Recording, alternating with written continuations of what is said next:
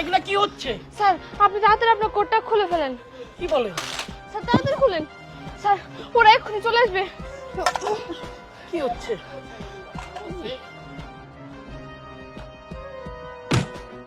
এই তুমি এগুলা কি করতেছো?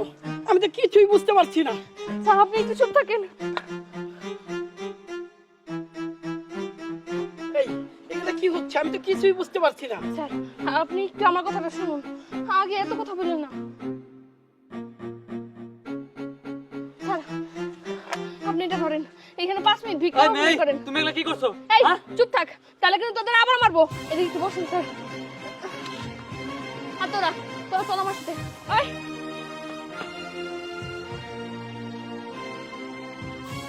দেন ভাই দেন, 2 আনা পয়সা দেন আমারে।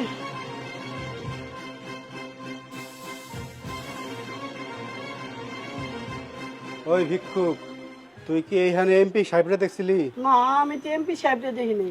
এমপি সাহেব আপনার কি দরকার? এই কথা কি আমি তরে কইবার যামু? কোনে গেছে সেটা ক।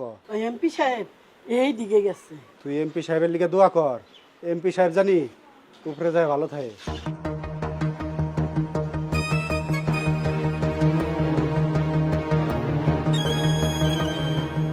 স্যার আপনি তাড়াতাড়ি উঠেন। এই কি হইতাছে এখানে? আপনার জন্য স্যার এখানে এক মুহূর্ত নিরাপদ না। আপনি আমার সাথে আসেন।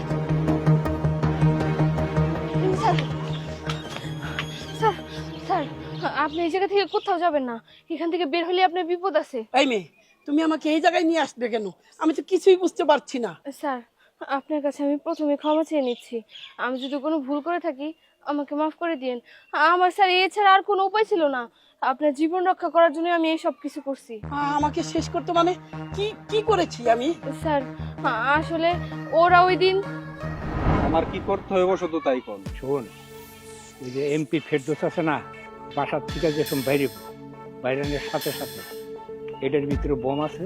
এই বোম তার গায়ে ছুঁড়া মারবে। তুই এমপি সাহেবের চিনিস? না আমি আসলে এমপি সাহেবরে এখনো দেখিনি। ও আচ্ছা, ওর সাথে দেখবি 2টা ছেলে আছে। ওই 3 জনের যে সময় একসাথে বাইরবো, সাথে সাথে তুই এই বোমটা মেরে দিবি। তার জন্যে তুই পাবি 20 লক্ষ টাকা। 20 লাখ? আপনি কোনো চিন্তা করেন না, মনে করেন যে আপনার কাজ হয়ে গেছে গা। ওই এমপি ফেরদৌস, আপনি এমপি সাহেবরে মারতেছেন কেন? আর এই ওইলো আমার পথের কাটা। পরে দুনিয়ার থেকে সরিয়ে দেওয়া পারলো। সামনেবার আমি নিজে এমপিও। এই ধর ব্যাগ, এই ব্যাগের ভিতরে বোম আছে, কিন্তু এই ব্যাগ করলে খুলবি না। খোলার সাথে সাথে কোনো ব্রাস্ট হয়ে যাবো। শুধু এমপি সাহেব বেরলেই এমপি সাহেবের সামনে ফেলাবে, চারিদিকে জাম করে ফুটে যাবো। আর এই যে এই জায়গায় 5 লাখ টাকা আছে। কাজটা হয়ে গেলে বাকি টাকা পরে পাবি। যা। আপনার কাজ মনে করেন যে হয়ে গেছে গা। ও তাই, আমার বিরুদ্ধে ষড়যন্ত্র।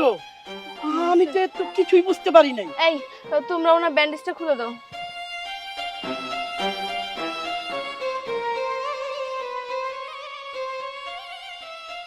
মা তোমাকে অনেক অনেক ধন্যবাদ।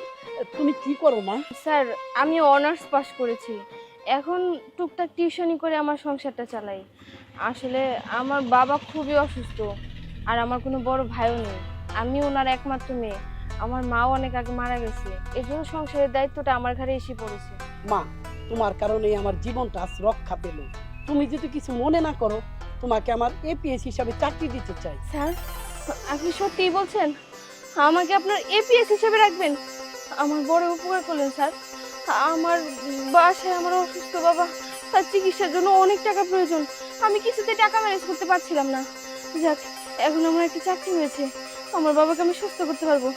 আপনাকে অনেক ধন্যবাদ স্যার। তোমার মতো সৎ মহৎ মেয়ে আমার এপিএস হিসাবে খুবই দরকার মা। স্যার আমি তাহলে আপনার সাথে কিভাবে যোগাযোগ করতে পারি? মা তুমি যে উপকার আমার করেছো, কাল পরশু তোর সময়, আজ এক্ষুনি আমার সাথে চলো। তোমাকে আজই আমি নিয়োগ দিই, চলো। ঠিক আছে স্যার।